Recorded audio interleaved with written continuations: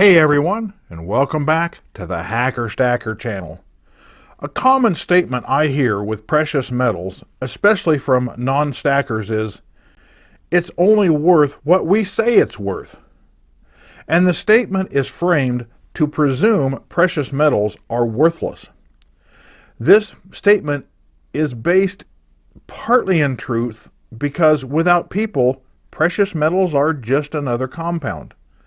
But the latter part of the statement implies that it's people that gives precious metals their value. But what's interesting is the use of the word we. I've never heard anybody say they, as in it's only worth what they say it's worth. So let's delve into the differences between these seemingly two innocent words.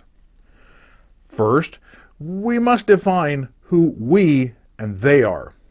To me, we means everyone involved in the buying and selling of precious metals. From big industries such as mines, processors, refiners, mints, wholesalers, retailers, even manufacturers who produce goods that use precious metals as part of their products. All the way down to you and I, the people who buy and sell tons of PMs, using contracts and agreements, spending millions with the stroke of a pen, as well as us stackers buying 1 or 2 ounces every time we go and purchase some.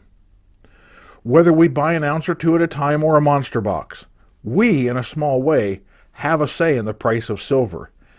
Basically, our vote is in the form of spending our money. Folks, I appreciate you taking the time to watch my videos, so be sure to like, share, comment, and subscribe, and hit that bell to get notifications on new content. It's only with your support this channel can continue to grow. So I posit that everyone involved in the process is included in this we. So who are they? In my humble opinion, they is the government.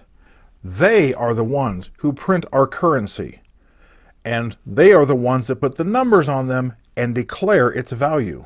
We don't have a say in the matter. It's not like we get to say, this bill is worth enough to buy a car. This then begs the question, if Big Brother can say a piece of cloth is worth X, can they also say that same piece of cloth is worth nothing? And the answer is, yes, they can. For instance, here is a 1935 $1 bill. When you compare it to the modern bill, you'll see some striking differences. Although the layout is very similar, there are many differences.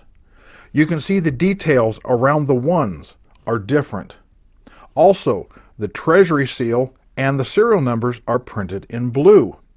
But the most notable difference is the wording on this bill. It clearly states, "This certifies that there is on deposit in the Treasury of the United States of America $1 in silver payable to the bearer on demand." Translated, this means you could redeem this bill for $1 worth of silver.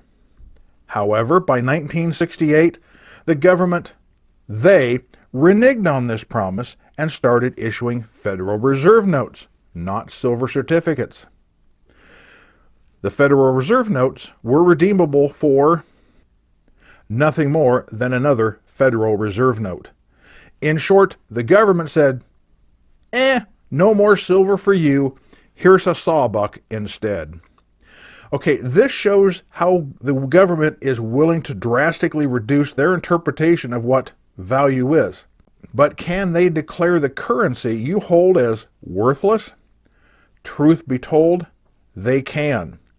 And they even have engaged in a plan to do specifically just that. Here is another 1935 silver certificate. And as before, you can see some major differences between these bills. Other than it being a bit more worn, there are two major changes in this bill. First, the treasury seal and the serial numbers are printed in brown, and the word Hawaii is printed on each edge. And the entire reverse is printed with an overprint with the name Hawaii. Now, if you're not familiar with these dollar bills, time for a little history lesson. What happened in 1935 in Hawaii that created these bills? Well, to begin with, it wasn't 1935. It actually started in 1941, December 7th, 1941 to be exact. After the Japanese Empire attacked the U.S. naval base at Pearl Harbor, in early January 1942, plans were initiated to replace all normal currency in circulation in the territory of Hawaii. Remember, it wasn't granted statehood until 1959, with these Hawaii overprint notes. And although they were still redeemable for silver, these notes were issued to prevent any invading military force from absconding with ordinary currency then in circulation. Should they try to use these overprint notes, the government could simply declare them worthless. Now, we all know this invasion never occurred, and the overprint notes were never devalued. By April 1946, less than a year after the end of World War II, the overprint notes were recalled and destroyed. Most were, but some were saved from destruction either as souvenirs, retained by collectors who predicted their increase in value, or simply forgotten by the people who had them. And today, those that survive the destruction fetch more than their face value. So what does that mean for the lettuce you have in your wallet and purses? Legally, still the property of Big Brother, it can be rendered worthless by executive fiat.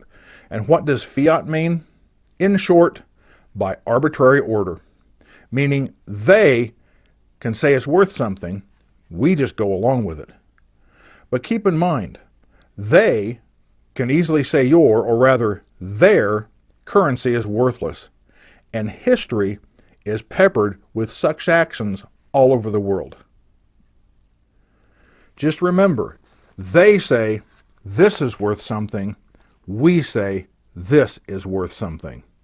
And remember this quote attributed to Henry Kissinger: "He who controls the money controls the world." They say this has value, we say this does. So stack what you like what you stack, keep on stacking, and I'll see you in the next video.